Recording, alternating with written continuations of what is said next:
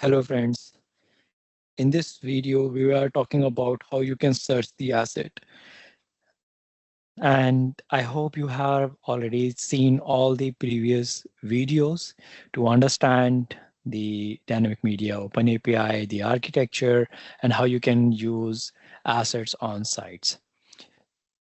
So let's talk about how you can search the assets. In this video we will talk about how you can use the new UI, as well as how you can use the asset or how you can search the asset through your tool.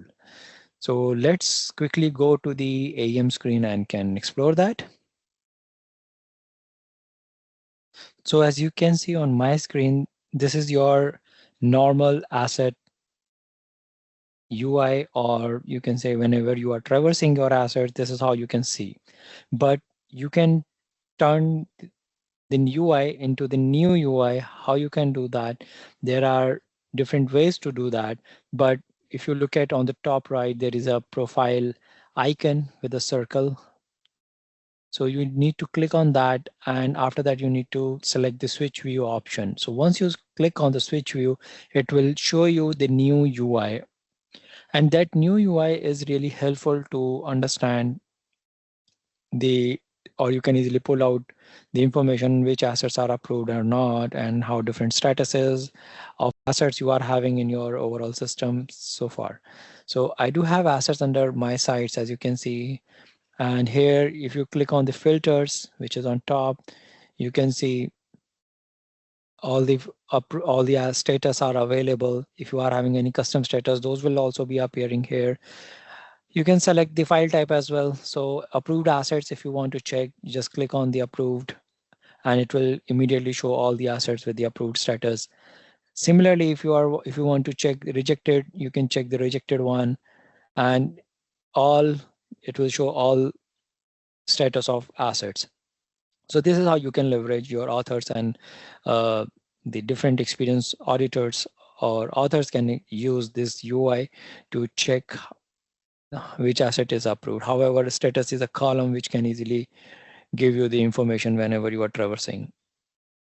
Now let's talk about how you can access the asset through the tool. But before that, for example, if you are having assets, something like this, that you want to use, or any of the asset of car, how you want to use that. So what you need to do, you need to hit the browser, the URL hit in the browser, and you will get that. How you will get that? Uh, you need to make sure you are hitting with the same program ID and environment ID where your asset is available. And instead of author or publish in the before the program, you need to write delivery, because this is a delivery asset. So you need to hit the delivery asset or environment with the delivery, because this is delivering the asset. So it means you have to hit with the delivery, then program ID, then environment ID. After that, you need to append your the ID of your asset, from where you can find out the ID. If you look at go in the advanced, there is a ID field that you need to copy and need to place in the URL along with the name of your asset. And once you do that, for example, if I want to uh, pull out the blue car, I need to copy this ID and this image name. So the thing is that how you can render the ID based on your URL parameters. You just need to append the ID and then your name of the asset.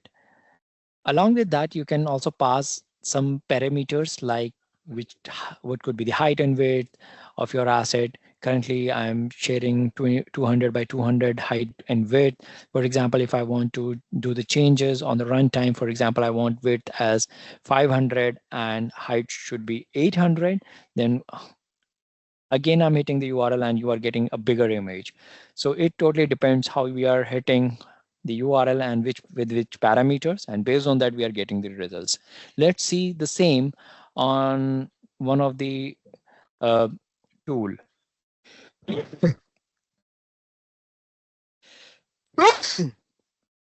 So in the tool, we need to go to the tool.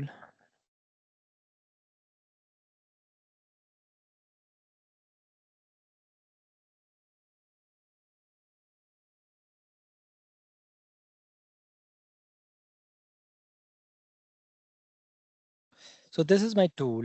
And as you can see, I was talking about you need to add the delivery instead of author and publish, then your program ID, environment ID.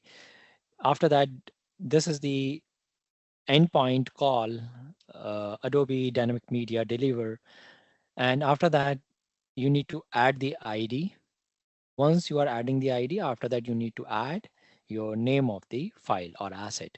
That's it. And once you click on the send, you will render, you will get your output result. But this is the actual image. However, if you want to share some height and width, you can easily add on here, like 350 is the height and width should be 500. All right, so this is how you can see how you can hit, or external API can hit by your external user to get the image render on the screen, or might be they can leverage outside the AEM environment. I hope this video will be helpful for you. Please watching all the videos for Dynamic Media Open API, and please do subscribe my channel.